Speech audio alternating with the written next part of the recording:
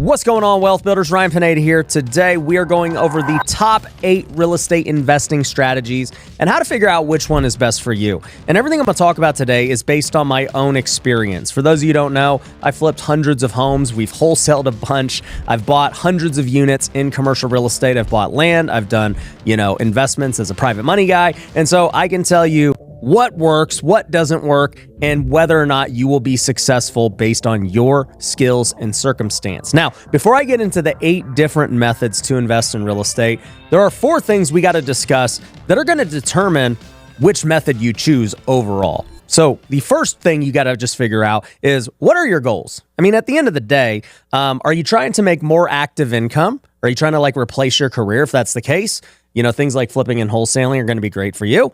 Or are you trying to build long-term wealth? Are you trying to just kind of buy a property here, buy a property there, let the money stack, let your net worth increase, get some tax benefits? Well, if that's the case, you're probably going to start looking at the different forms of rental properties.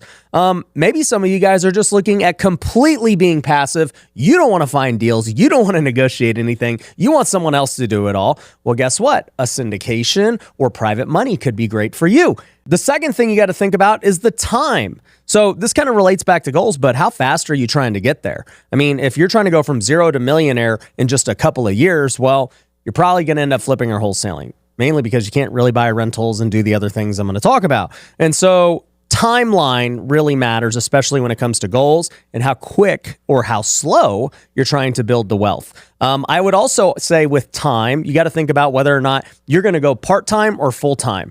How many hours a week can you put into your real estate investing business? Are you somebody who's just going to go all in 40, 60 hours a week? Or are you somebody who's working a job? You can't really put much time into it. Maybe you got a few hours a week. Maybe you got 10 hours a week. Well, that's going to play a big role in determining your strategy. The third thing that you're going to look at is capital. So how much money do you currently have right now? And then also, too, how much money do you have access to? I mean, this is a big thing that people don't really think about. It's like, you might not have a ton of money, but if you have access to a lot of money, meaning wealthy people, well, you got a lot of different options in real estate that we'll go over. And then the last one would be passion. What are you really passionate about when it comes to real estate? I can tell you for me, I'm what they would call a deal junkie. I love doing real estate deals. I love looking at deals. I love negotiating deals. I love structuring deals. I just love the art of the deal. So for me, that is one of my favorite aspects of this. Some people really love the construction side of it. They really love seeing a home renovated. They love picking the themes. They love picking, all the finishes. They just love that part. Some people just love raising money. They love thinking about the capital stack. For me, I've actually got into the hard money business. So we now do hard money lending and private lending for others.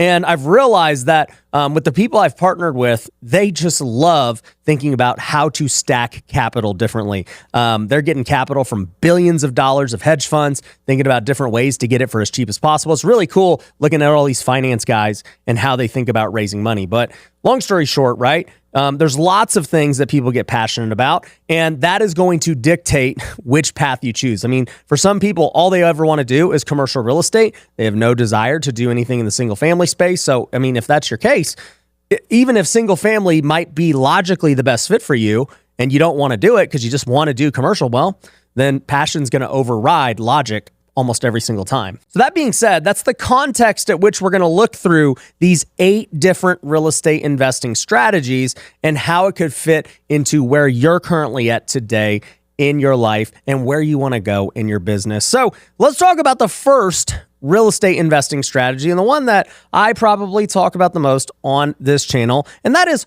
wholesaling. So for those of you who don't know what wholesaling is, it's essentially like flipping houses without having to buy it, fix it up, and then wait a long time to sell it. All wholesaling is just simply the process of finding a really good deal, locking it up under contract, and then selling the contract to an end buyer. So if I get a property under contract for $300,000, maybe I know it's going to be worth $400,000 when it's fixed up. So I could flip it, be a great deal. I could keep it as a rental and do a burr on it.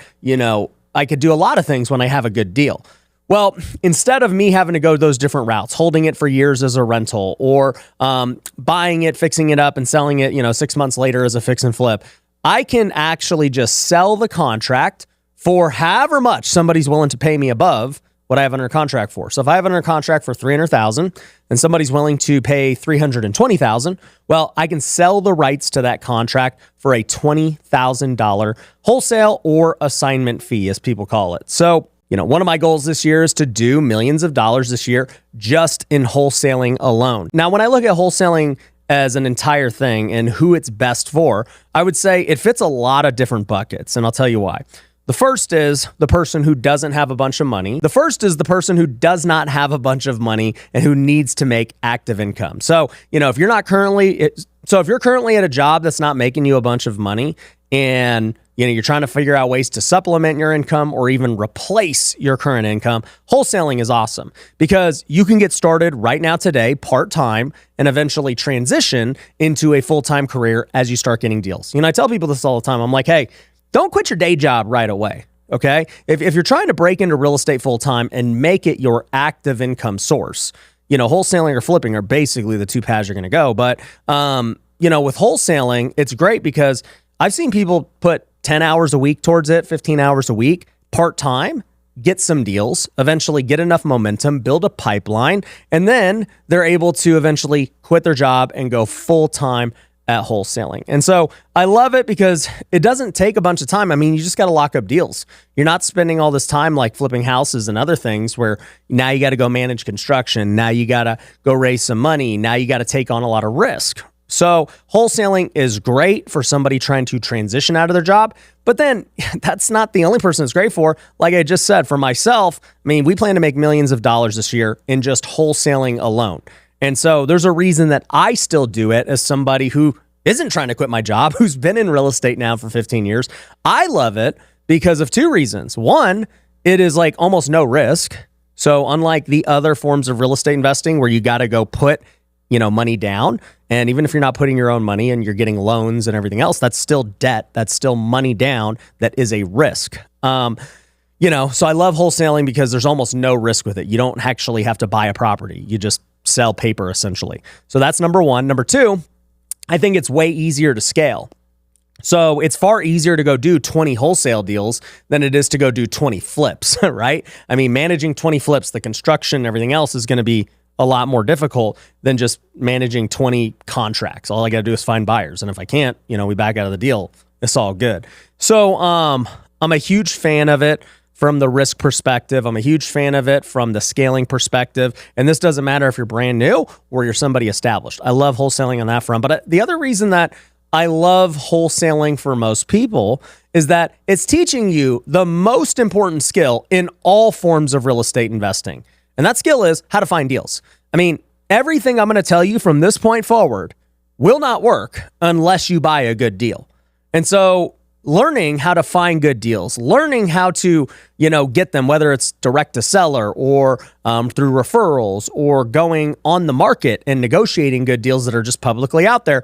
Either way, all real estate investors, essentially, who are good, function as wholesalers without noticing it because now, wholesalers, all they do is just find good deals, and then instead of buying it themselves, they sell it to an investor. But when you look at the other forms of real estate, they also do the same first half that wholesalers do, where they find good deals, but they, in turn, just actually buy them and either keep them or flip them or whatever they do with their exit strategy. So either way, if you want to do real estate a lot and you're deciding that, hey, I want to find deals, you might as well consider wholesaling because I'll get people all the time too who say, oh, well, I want to buy like one rental this year. I go, okay, great. How are you going to find the rental? Well, I'm going to go look on the market. I'm going to go and, search on Zillow and set up some searches and, blah, blah, blah. I go, okay, great. So after you find your one deal, right, that's your capacity for buying a rental. What are you going to do after that? And they say, well, I'll wait and do nothing and save up. And then, next year I'll buy another deal. I say, well, why? If you already set up this process for finding deals, aka you built a wholesale business without realizing it, instead of just stopping and turning it off, just keep finding more deals. But you don't have to be the one to buy them. Even if you don't want to buy them, if you got good at finding deals, you could go find somebody else that will buy it from you, and now you get to make money. You already built the system. You're already looking for deals. You might as well monetize it. And then it just clicks for a lot of people. They're like, oh, I never looked at it that way, but you're right. Like I kind of built this engine to find deals anyways. Why would I just turn it off because I don't have enough money or I don't want to buy more than this one property or two properties or whatever the number is? I tell people all the time, never, ever, ever stop finding deals as a real estate investor. That's like a hard and fast rule no matter what, because if you find deals, you can always make money. You don't have to keep it. You don't have to flip it. You can just sell it to somebody else and make money. And, for those of you that are agents too, you could just represent a buyer on it. You find a great deal, boom, you represent a buyer. Now you just made a commission. So my point is, any great real estate investor in almost all of these things I'm going to tell you about are wholesalers without realizing it, okay? And there are only a couple where you're not actually having to find deals, which I'll talk about here later on. But, okay, wholesaling, like I said, pretty much is great for anyone. Doesn't matter if you're just getting started or if you're somebody who's established. You're going to have to find good deals regardless. Which leads me to strategy number 2. And that leads me to strategy number 2, which is house flipping. Now for me, I have flipped hundreds and hundreds of homes. Probably the first 5 years of doing this business, all I did was flip, meaning I found the deal just like a wholesaler would, but instead I raised capital through private money and hard money, bought the house, found contractors, fixed it up, put it back on the market, sold it for a profit. And man, I love flipping for a lot of different reasons. But over the years, I've actually been starting to flip less and less, and I'll tell you why. So with flipping, it's very similar to wholesale. Like I said, you just find the deal. And instead of selling it to the flipper, you are the flipper. You basically sell it to yourself. So one of the benefits is that you're going to usually make bigger spreads, right? Because if you were wholesaling a deal and maybe you made 20K, you were selling to the flipper and theoretically there was enough spread for them to make a profit or else they wouldn't be buying it. And so maybe that spread was 30K, 40K that the flipper was expecting to make.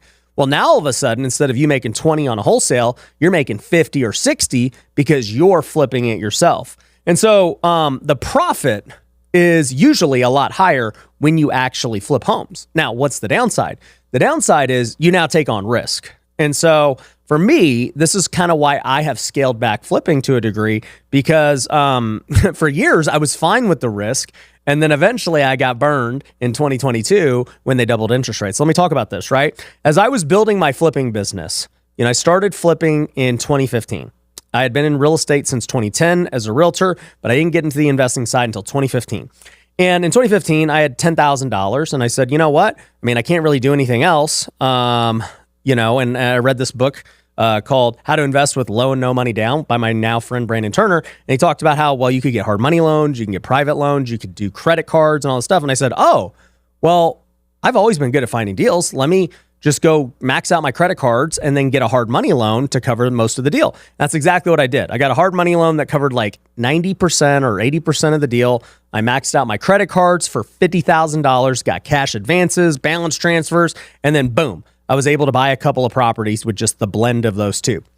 And that worked out really well for me. I literally ran that play for years. I had my credit cards always maxed out. I was getting hard money loans. Eventually, I found other wealthy people that now believed in me because I had a track record, and they started funding my deals as well. And over time, in 2015, I did 5 deals. The next year, I did 20. The next year, I did 50. And the year after that, my 4th year in the business, I did 150 purchases on house flips. Absolutely crazy. And from 2018, I would say, to 2022, so a span of basically 5 years, I would always have anywhere from 40 to 70 flips at one time. And when I say flips, I'm saying I actually own the properties at that point. So they were either under construction, they were either on the market, or they were on escrow to sell. We already had a buyer under contract for it. And when you look at that, right, that's a lot of what we would say debt, okay? Back then, the average price was probably anywhere from $350 to $500K, let's just say, give or take. So, I would have always like $20 million of debt out, which was a lot of money, okay? And it was fine. From 2018 through 2022, market was just going up. I was reaping the rewards of flipping. I had lost on a few flips during that time, but very little. Less than, 5%. 1 out of 20 I might lose on. when I was flipping. And it was great until it wasn't. So 2022, as we all know, our interest rates were like 3%, and then all of a sudden they doubled to 6, 7 is the fastest they ever doubled. And guess what? Real estate and interest rates are super heavily correlated, and the market just stagnated. And when flips don't sell, lots of bad things happen. Okay, number one, prices start to go down, and then number two, holding cost are the real thing that eat you up. And so on $20 million worth of debt, I had about $200,000 per month in interest payments that I had to make. And when properties don't sell, all of a sudden it starts this vicious cycle of, every month you're paying that $200,000. And then guess what? You also got utilities, you got insurance, you got all these other things. And then guess what? If prices go down too, well, now you got the double whammy that's literally going to destroy your business, because not only is it costing you more money to hold it, so you're running out of cash that way, but if prices drop, now all of a sudden you're not even making a profit, and you're actually probably losing money because your holding costs went up and your exit price went down. And so that's exactly what happened to me. I ended up losing millions of dollars of my own money. I was able to pay off all my investors, my private money guys, my hard money guys. So I'm thankful that, I had built up a nice nest egg and assets and other things to be able to cover that cost. But man, it was painful. And it just made me realize that, I never want to be in that position again, just for me personally. I don't want to be in the position of having 50 plus flips at any given moment, owing 20 million plus in debt, 200,000 plus a month in interest payments. And it's just not worth it. I don't even care if it's a hot market anymore. It was a hot market in 22, the hottest it's ever been. 21, 22, hottest market ever. And then boom, the flick of the Fed, it changed. And it was unpredictable. And, I kind of got left holding the bag. So why do I say all this? I say all this because my strategy with flipping now is that I still love to flip, but I do not want to do it at that much scale. Okay. And so I'm not saying this to scare anybody, but for me, the maximum flips I want to have at any one moment is about 20 right now. I'm good with 20, which is still, by the way, a lot for most people. Most people would be, crapping their pants having 20 flips at any given moment. But when you come from having 50 to 70 at any given moment, 20 is very low risk for me. So the other part of my I guess preference for me is that I have wholesaling going on. I have other businesses. I got this digital thing. So even if flipping kind of stalls out and everything else, the other things can still, support and be profitable. And it's actually how I got through 22 when I had all those deals go south, because I had other things going on. So I was able to weather the storm. But nonetheless, what does this mean for you? Somebody listening, who is flipping for? Well, I'll say this, okay? I love flipping. So even though I just gave you the scary side of it, because it was recent, I'm still kind of wounded if you can't tell. I will say that before that, it's made me so much money, 10 million plus, okay? So even though, I took a lick, it's still been so good to me. It's been so good to my family. It's been so good for my life. Flipping houses, I will never, ever stop doing in my entire life. I just don't ever see it happening. I love flipping houses. And house flipping is really good for a couple of different people, okay? So number one, can you start flipping houses with no money? Absolutely, right? You can go get private money loans, hard money loans. You can go buy flips with no money. Now, is that something I would recommend if you have no money? Probably not. I would probably go wholesaling now, just because there's so many easier ways to wholesale now and still accomplish the same goal of making 20K. So on that front, I would go wholesaling. So, I don't think if you're no money, you should really worry about flipping per se. Now, what about if you do have money? Well, I think flipping is great because you now open up the door for more deals, right? If you're going to wholesale, you got to get way bigger spreads because you got to have enough meat on the bone for the end buyer, the person who's buying it. Whereas the flipper doesn't need that massive spread that a wholesaler needs because they are the end buyer. And so now it opens up the door to buy from wholesalers, to buy on the MLS, to pay more for property because you're still going to make what you want to make. And so even for me, right, one of my goals is that on the flipping side of things, I want to buy about 4 per month from wholesalers in the MLS, meaning there's sources that don't cost me any marketing dollars. I can go buy deals right now in the MLS. It costs me nothing. It's just time and energy hunting for deals. With wholesalers, right? That's just time and energy building relationships. And I don't expect these deals to just be like, the best deals ever, right? There's competition, there's other flippers, but man, if I could go get 4 deals a month that have an average profit of $50K, I mean, that's $200,000 a month, basically net, because I don't really have much expenses to that. I mean, that's factoring in all the expenses into the flip. So I love flipping because when things are good and it goes right, it opens the door to get better deals. It opens the door to actually be good at the other forms of real estate investing we're going to talk about, right? Because a lot of wholesalers don't ever build long-term wealth because they never learn how to raise money, fix properties up, and eventually own them long-term as rentals and everything else. So flipping, I love because it teaches you the full set of being a real estate investor, which is finding deals, raising capital, and fixing the properties up and getting them stabilized. So big fan of flipping. And I'm definitely going to flip more this upcoming year because I think the market's going to be great for the next bunch of years. And so, that's that for flipping, right? And I think flipping is great for basically anyone who has money, anyone who has access to money. I also think it's great for somebody who does not have a lot of free time because you could easily go work another job and just go flip one house here, one house there. It's very simple to do because now, by the way, the great thing about flipping is you don't have to build a direct to seller engine. You don't have to constantly be looking for deals. I know a lot of people who have a job and they don't look for deals at all. They just go to meetups, they join communities like Wealthy Investor, and they just let people send them deals. They build relationships, friendships. They have realtors send them deals. They have wholesalers send them deals. And when it makes sense, they just pull the trigger and buy it. And then boom, they got a deal that could go make them $50K. So I love it because it's almost like the least time-bound thing, okay? I will say, if you want to be a great wholesaler, you got to put a lot of time in it. You got to be talking to sellers, calling people, doing all that. Flipping, you don't have to do the direct-to-seller stuff. You don't have to be as good at finding deals. You just really got to have relationships and have people start sending you deals. So that's who flipping is for, and that's the circumstance. Let's go to strategy number 3, which is long-term rentals. And specifically, I'm talking about single family right now.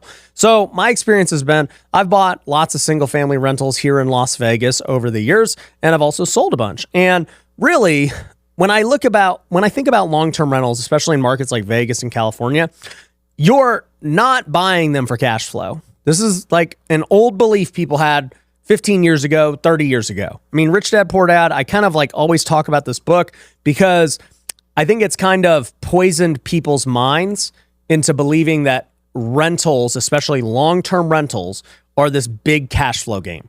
They're just not. All right. If you just go buy any normal house, even if you got it at a pretty good deal in a major market, they do not cash flow.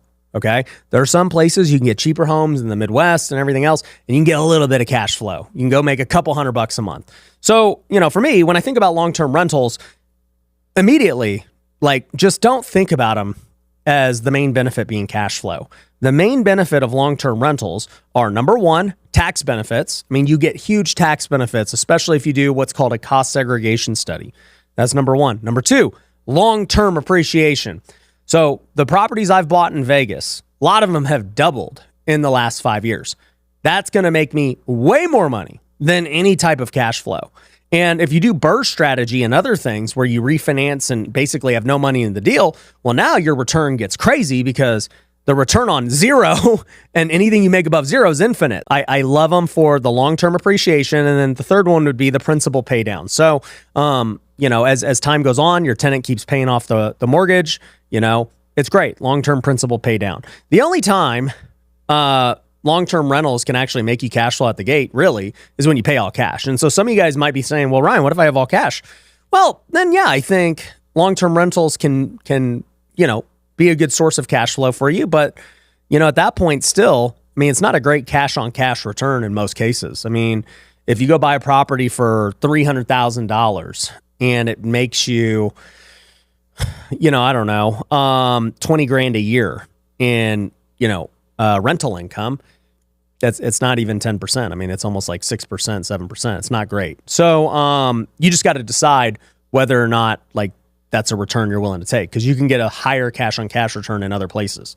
So anyways, I think that rentals are good for long-term investments. They're not good for making money in cash flow.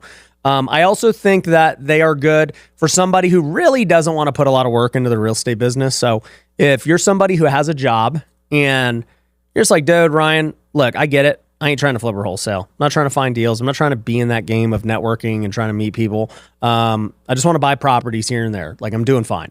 I would say then perfect. All right. Go do the normal strategy.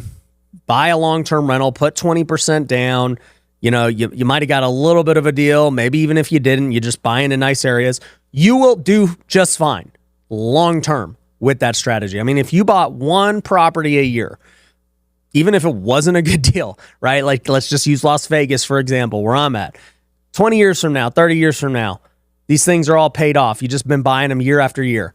The market here is going to appreciate. You will be worth multiple millions. I mean, in fact, you'll probably be worth over $10 million by the end of it. And so I think that for somebody who's just like not trying to go crazy with this, not trying to go build massive wealth like in the next couple of years, long-term rentals can definitely get you there.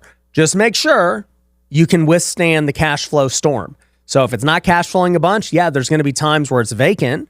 There's going to be times where you got repairs, and you better have the money to be able to cover that cost. Pay the mortgage when no one else is paying it. Pay the AC when it breaks. Just make sure you have enough cash in the bank to cover the storm, because as you build a portfolio, it's going to happen. I mean, if somehow you build to 15, 20 houses, guess what?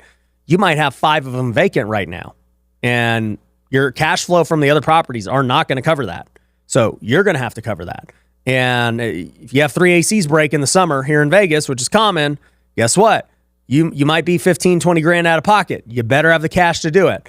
And so I just tell people to be cautious when it comes to long-term rentals and rentals in general, that you got to have money for all the stuff that will happen for rentals. Most people like look at rentals and they don't even look at it properly. They're like, oh, well, you know, the rent's $3,000 and my mortgage is $2,700. I make $300. It's like, no, dude, you're going to lose a ton of money with that spread. You're not factoring in vacancy, property management expense. You're not factoring in repairs, maintenance, all that stuff. So my point with long-term rentals is, even if you're going to go do that route, which I just said, you can make money, but just please have enough reserves to be able to handle when the problems arise. So that's it. That's my whole thing here. Cash flow isn't the goal. You know, just buy properties as you go. And here's the best part I like too. Back to the flipping and the wholesaling. You know, for those of you who go full time at flipping or wholesaling, I love it because you're already doing the work to find your rental properties. So, you know, that the only way I've accumulated rentals over the years is literally from my wholesale business. I find deals. All of a sudden, my team lets me know. They're like, Ryan, we think you'd want to keep this one as a rental. Fits your buy box. My buy box is I like B areas and above. So B and A class. I don't want anything below that long term. And, you know, I want to be able to burr it and have no money into the deal. And I'm okay with breaking even on cash flow. If it breaks even, personally, I'm fine. And so that's my buy box for rental properties. And so if you build a wholesale business, you can just start cherry picking the rentals that make sense for you. And so that's exactly what I do in my business, and you can do the same. So let's talk about strategy number 4, which are short-term rentals. So going in the single family perspective again, my experience with short-term rentals is actually pretty funny. So I started doing Airbnb back in 2017 before everybody got on the bandwagon. I bought them in Big Bear, California. Bought my first one for about $200,000. And my mortgage was like $1,300. Well, I started renting it out. I could not believe how much money it was making. It was making $4,000 a month on Airbnb. I'm like, this is real estate investors. I found a brand new way to create cash flow that's better than anything else I've ever done. It's better than rental properties, Airbnb, my flipping business, multifamily. It's the best thing we've done yet. It is building an automated wholesale business. Now you might be saying, Ryan, how do you build an automated wholesale business? Well, what if you had the same exact leads that I get every single month? What if you had a sales script that was so easy to close deals over the phone that you could do it all across the country? And what if you could sell your deals directly on the MLS without a real estate license and without having to actually own the property and getting top dollar? Well, we do that with this new method. And I made an 11-minute video where I go over how it all works, how you can start doing it today. So if you want to go see that video, go to wealthyinvestor.com, go click the case study and see what I'm talking about. Nuts. I mean, I'm self-managing at this point because there's not really like any property management at this time. And I'm just killing it. I mean, even after the Airbnb fees and the cleaners, I was making over $1,000 a month. So this was actually real cash flow. And I mean, that's something that you'll see with a lot of short-term rental people is like, they're doing it for the cash flow. And absolutely, you can get higher cash flow with short-term rentals. But, that influenced me to go buy more of them. And I ended up with I think 10 at my peak in Big Bear, California. But I started to notice different things happening over these last few years. I mean, that was 2017 when I started. And so it's been 7-8 years since then. And the game has changed, right?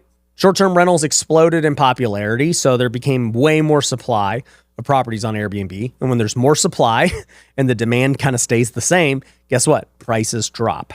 And so, 7 years later, the rent didn't really change. It kind of stayed at $4,000. But guess what?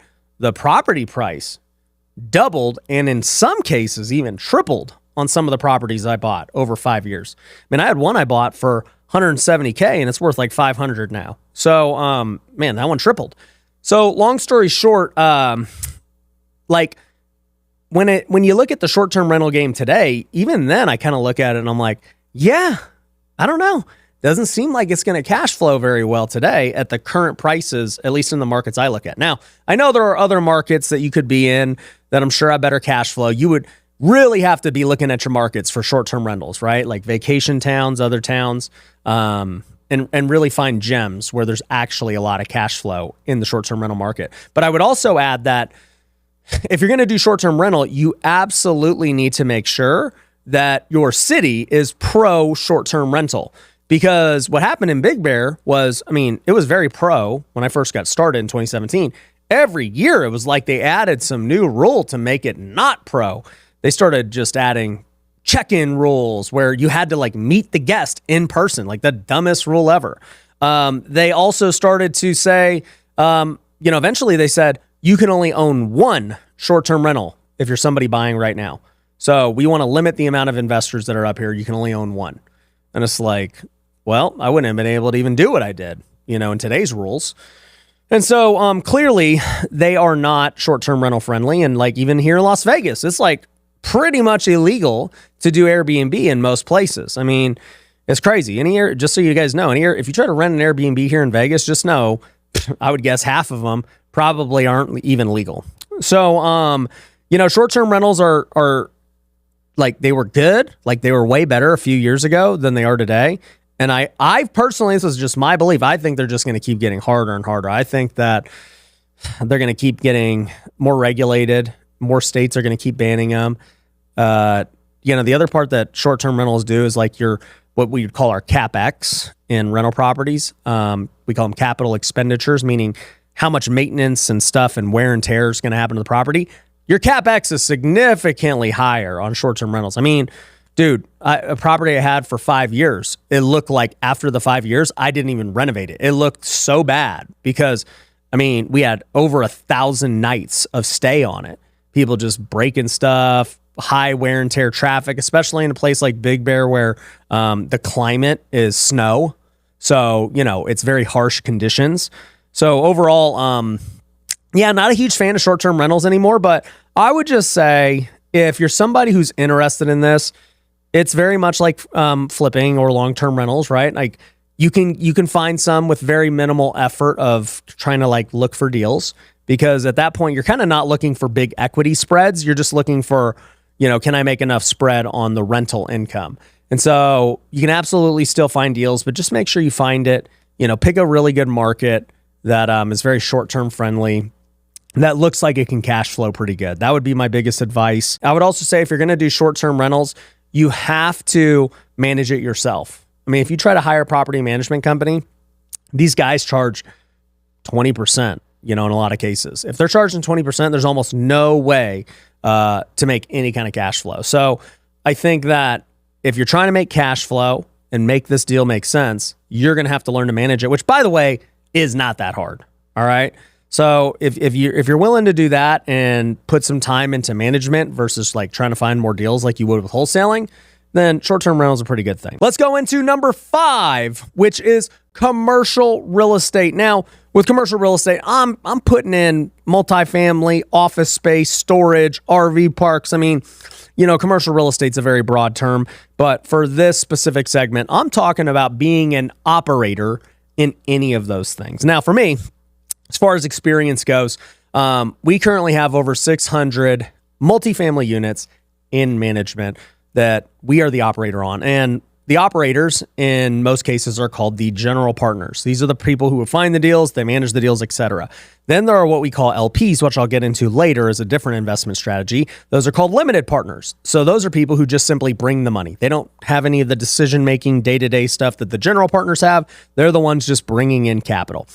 And I'll just say, right, if you're going to do commercial real estate on the operator side, I mean, this is something like you're going to have to pretty much go all in at. If, you're trying to go, especially you want to go raise money and everything else, and, you're going to go hunt for deals and you're going to go and manage these deals.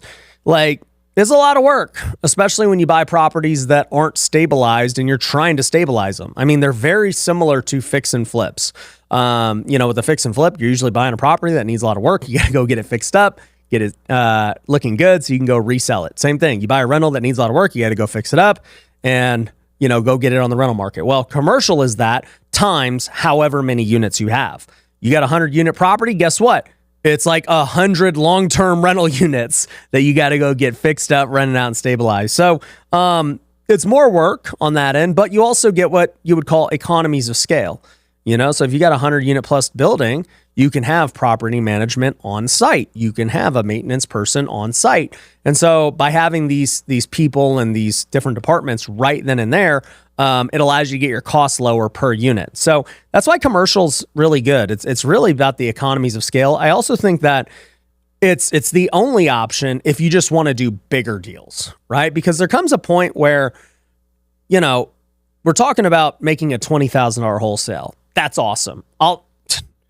Give me $10,000, $20,000 wholesales a month, $200,000.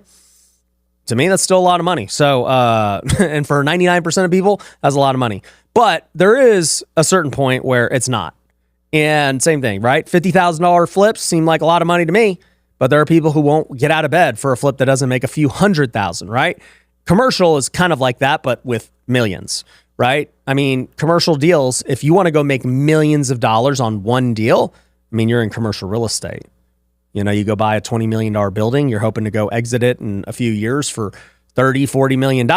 So, I mean, we're talking about making millions of dollars on deals. So I think that when you want to scale and eventually just do big boy deals, commercial is kind of like the only way to get there, at least from the real estate perspective. So I would say it's for somebody who's really all in on this business and somebody who's willing to go out there, learn the industry, learn the market, get their hands dirty, just getting things stabilized. Like, man, a commercial real estate deal is a lot of work. Which leads me to the other side of commercial real estate, number 6, which I'm going to call syndication. So a syndication is simply raising a bunch of money to go buy real estate. I mean, you could do a syndication for anything technically, but I'm talking about a real estate syndication. Now, there are different syndications that target different things, right? Some are saying, hey, we're going to syndicate to go buy multifamily in this market. Hey, we're going to go buy storage units in this market. Hey, I can start a syndication for fix and flip. Like, hey guys, I'm going to go raise money. I want to go buy a bunch of fix and flip. So it doesn't have to be commercial real estate, but the idea of syndication is usually like a commercial real estate deal. And my experience with syndication is on both sides. And so in each part of a syndication, there is the person who is the syndicator. So there's the person who's the syndicator, Okay, that's the one who's raising all the money, putting the deal together, etc. This would also be called the general partner, like I talked about before. And then there's the person who is putting up the money. Okay, these are the LPs. This is the limited partners. These are the investors. And so I think a syndication is great for lots of things. Like the 600 plus units we bought were all syndication. I'm the general partner. We raised money from LPs. We bought apartment buildings. And the premise is that in 5+ years, we're going to sell those. And the premise is, and the premise with a syndication is usually, and the goal with syndications and the goal with most syndications is they're 5 to 10 year plays. So investors realize that they're putting their money up for the next 5 to 10 years in order to go get a payday once those properties sell and the deal is completed and the fund is over. Being an LP, okay, a limited partner, is probably the most passive way to do real estate investing. Because when you really think about it, you're investing one time into this fund, this syndication, this deal, and you're just set it and forget it, essentially. You don't have to do anything. You're just relying on the general partners to go stabilize it, go to work, do their thing, and then eventually, you get a return. Now, here's the thing about syndication that most people don't really understand. And this isn't true for all deals, but it is true for the majority of deals. Most syndications don't actually make much cash flow really throughout the deal. Most of the return is actually made when the deal is sold, aka when you do the exit. So, you might see these apartment syndications out there and they say, hey, you're going to make 15% IRR. You're going to make 20% IRR. Whatever the case is. And you're like, wow, a 20% return. This is going to be amazing. Well, that's the total over the course of the entire deal, including the exit. So if you actually look at the pro forma, in the first couple of years, there could be like no cash flow because the property's getting stabilized. So you're not making any returns to you the first couple of years. And then maybe the property gets stabilized and then maybe you're making 4%, 5% for a few years, right? Which still obviously isn't a ton of money. But then in year 5, year 6, year 7, whatever, they sell the property and they go sell it for twice as much as they paid for it or even more, right? And when it's all said and done, you look at it, you get this massive fallout of money at the end of the syndication. And you look at it and you're like, wow, I invested $100,000 and I got $200,000 back. Well, what happened was, you really made $100,000 over a 5-year period. And, the math isn't perfect here, but you could see that's basically $20K per year. And so that's how they end up achieving, this 20% IRR. Now, for all my math nerds, I know that's not exactly how it plays out, but for simplicity's sake, that's kind of how it plays out. So it's not happening from the cash flow that you're making 20%. It's happening from the totality of the deal when you exit. That is most syndications. Now, there are other syndications where, especially for house flippers and developers, they go raise like what we would call a debt fund, and they're going to go pay out interest to you of whatever is agreed upon. Maybe it's 8% or 9% or 10%. And then they're going to go out and lend money to other people. So I might go lend money as a hard money lender at 12%, 13%, whatever, right? So if I'm paying you 9 and I'm lending at 12, there's a 3% delta there that would be my profit as the guy doing the fund. And you're just getting the 9%. So, lots of ways to do syndication, but just understand when you are on the LP side, it is really the most passive way to do real estate. You don't have to really do a ton. Now, the other thing I would say is with syndication, a lot of syndications and funds require you to be an accredited investor. And so I'm a huge fan of, which means you either got to be a millionaire or you've got to have made at least $200,000 to $300,000 the last 2 years, depending on if you're married. And, you got to have that kind of status. And look, here's kind of honestly my thoughts. There are non-accredited funds where like people could invest, $500 into or whatever. I mean, look, maybe one day I'll start a non-accredited fund, but I don't know. I kind of don't know that I ever would, because my personal belief at this point in my life is that if you're not accredited yet, you should really be figuring out how to invest in your own stuff. I mean, you should be figuring out how to make more active income. You should be wholesaling. You should be using that money to start a business. You should flip. If you're trying to go get passive income off your $1,000, like, you're kind of missing the point. You're never going to be rich. So from that standpoint, I kind of agree with the rules of like being an accredited investor, because that means you've figured out how to make money. And you're okay if you actually lose money too. I mean, that's the thing as well. Like, rich people understand not every deal is going to work. You're going to lose money.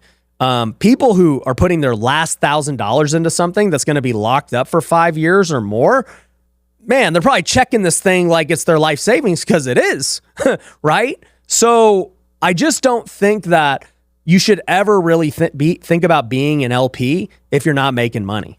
Like, that's just kind of where I stand today. And like I said, I mean, maybe one day I might start a non-accredited fund. Maybe my mind will change. But like, as of this moment, I just don't see it, because I think that you need to figure out how to make active income if that's all you got. The seventh real estate investing strategy would be development.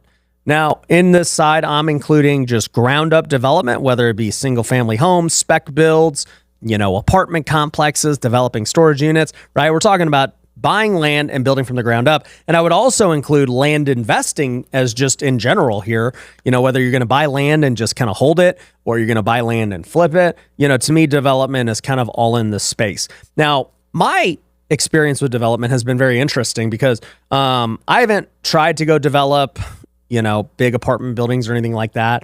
I've actually just bought land for my own personal houses, and I've actually done really well with it. One of my most successful YouTube videos was talking about buying this mountain I was going to build my dream home on. Well, long story short, didn't end up building my dream home. I bought a different one in a different location that I love now. But now I'm in the process of developing that land and flipping the land, and it's going to be a multi-million-dollar profit. And so, land development can be quite lucrative in lots of different ways. I mean, it could be lucrative in just simply getting lots, built out and ready to be built on, right? Because that process could take years, right? So if I buy a raw piece of land and I go get them graded, I go get the zoning changed, I get the utilities hooked up, I mean, that's kind of like fixing the land up, fixing and flipping it to a degree and getting it ready for a builder who's willing to pay top dollar, because now you just saved them years and they could start development right now. You could also just flip the raw land, right? I mean, if I got a great deal on raw land, there's somebody willing to pay me more on it. So that's one strategy. Or you could just take it full cycle and buy the raw land, get it developed, and then start building. So development is a really cool thing. And I'm just a fan of it because, for me, I love just like new construction. I love like taking a blank canvas and doing something cool with it. I've grown really fond, especially with golf. I'm a big golfer, for those of you who don't know. And so I love going to these different golf courses where they're just having these developments. I love seeing like the business side of it, how they build these things around them. Like it's just really interesting to me. But as of right now, for me anyways, personally, I don't see myself doing a ton of development right now. But I mean, I am looking at land for just like my own house and everything else. Like I just like doing it for my own perspective. And if I see good deals, I'll treat it just like a fix and flip. But I would say development for sure, is going to be a full-time thing for most people. You're going to have to be somebody who has vision, who wants to, build new things, who wants to raise capital, who wants to go find construction and all that good stuff. The other side would be, I have known, like even my grandma was this way. She bought land like 30 years ago, all throughout Las Vegas, just random plots of land. And she sat on them for 30 years and then, they became worth quite a bit of money. And she did really well for herself. But, as far as like most people, I probably wouldn't recommend just speculating on land. I don't think most people are talented enough at that. You're probably better off just buying a long-term rental if that's kind of your play, where you're like, well, I got some money, I'm just going to store it away. Maybe this city will be worth something one day. Maybe they'll build around this one day. It's just kind of speculation, like really far out. I would rather get something that's a little more certain if that's your strategy. So, personally, I think that land development is really for somebody who's experienced, who's going to be in that industry. Which leads me to the eighth and final strategy, which is becoming a private money lender. Now, I saved this one for last because I think it's going to apply to a lot of people, and it's one of my favorite strategies for all, aspects of real estate investing. I had private money lenders when I first started fixing and flipping. That's what really scaled my business. At first, they were funding the entire deal of house flips. And then eventually I was able to spread their money further by getting hard money loans to fund most of it, and then getting private money loans to fund the down payment and interest payments. And so that helped me scale from 20 to 50 to then 150 at a time, because I was now able to take, this chunk of millions and spread it across just more deals.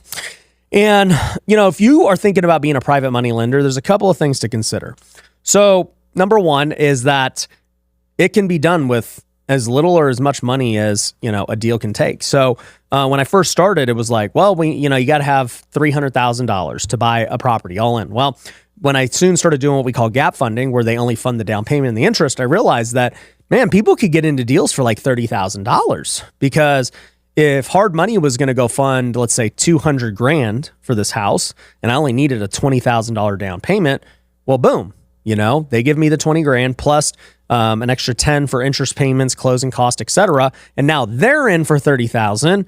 I get the property for no money as the flipper, and then I go do the flip, whatever else, and then they get their money back when the flip is over on whatever we agreed upon. Which is the next point I want to bring up about private money that I love, is that all the terms are flexible, and in most cases, you're getting your money back way quicker than other investments. So on the getting your money quick back side, if my average flip takes 4 to 6 months, well, boom, after 4 to 6 months, my private money lender gets their money back, and then they can decide whether they want to re-up with me or not, right? Maybe they got something they want to do now, so they go take their money. Or maybe they say, yeah, that was awesome. Let's do it again. You got another deal coming up that I can fund?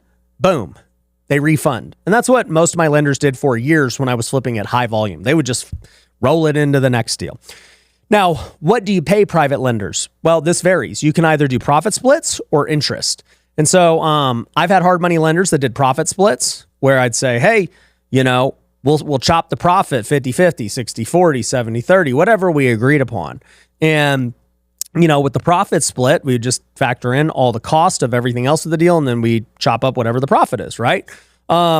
With interest, we can just agree upon a flat interest rate. I could pay them 10%, I could pay them 12%, whatever the case is, just agree upon a flat interest rate. And, no matter how the deal does, whether it's good or bad, you pay them interest. Now, here's the thing. Now, if you're experienced, interest is probably going to be more beneficial for you as the flipper, the person doing the deals, because, you go pay out all the interest, and after you pay interest, you might make $50K. Your lender might have made 10, you made 50. So you'll make more. And that's what I did for pretty much my entire career. I did very few profit splits with people. But here's the downside. Like I talked about earlier with flipping, in 22, when I had all that guaranteed interest to these lenders, I lost on those deals, but I ended up still having to pay their guaranteed interest out. And so they made out way better in those deals because, I took all the downside. So when you pay interest, you take all the upside, but you also take all the downside. When you do profit split, you share in the upside and the downside. And so I would just say, if you're starting out, profit split is not bad at all if you're trying to get private money guys to fund your deals. Now, if you're going to be the private guy yourself, okay, your main thing is you just got to get people that you trust that are going to actually just not lose your money. Because in the case of what I just talked about in 2022, there was a lot of flippers that went under. They just didn't have reserves. They didn't have other streams of income, whatever. And so, when things hit the fan, these private lenders lost their money. And it's kind of the game, right? I mean, when you get into investing, there's no guarantees in life at the end of the day. Yeah, you can personally guarantee something, you can do all that, but if things go south, you could lose all your money. And so when you are thinking about being a private lender, I would focus not so much on what's the highest return, but who is the best bet. Who do you think is actually going to return your money, plus whatever agreement you have. And so I always tell people, a more experienced person who is a better bet is usually going to pay you less than somebody who is newer and less experienced, whatever else. They're going to usually pay more. If I say, hey guys, I'm paying out 10% and somebody else says, I'll pay 18, it's like, well, which one do you want to go? Do you want to go with the one who's paying out 10, who's never missed a payment on any of these house flips? Or do you want, the person who's just getting started, but they're willing to pay you more because guess what? They don't have the track record. Like, you got to decide. But if it's me as an investor, I'm putting up hundreds of thousands, especially if it's like my life savings. I'm going to go with the safer bet that I believe is going to at least get my money back. But yeah, like one of the things we just started doing was hard money lending. You know, you can go to wealthylending.com to learn more about that if you're doing deals and borrowing. But, you know, a lot of them are now using private money lenders to, you know, fund their down payments and interest and other things. They're partnering up on these deals. And so I love seeing that because now it's just creating more opportunity just overall for people who want to invest private money. So what I would just say, if you're somebody who's on the private lending side and you want to invest in other people's house flips and everything else, it's good to get in communities like Wealthy Investor because there's so many people just doing deals in there looking for capital, willing to pay, you know, good money. And then I'm always looking for capital too. So, you know, at the end of the day, you know, if you're a Wealthy Investor, there's lots of deals we can do. You can become a lender for me, become a lender for them. The list goes on and on. But anyways, hopefully this helps you figure out which path is best for you. Hopefully helps you decide which one you want to be good at, which one you want to do. All of them make money, guys. You don't have to just be a wholesaler. You don't have to just be an apartment guy. You don't have to just be a house flipper. They all make money, but you know, it just depends. What are your goals? How fast you want to do it? How much time you got? And what are you actually passionate about doing? And if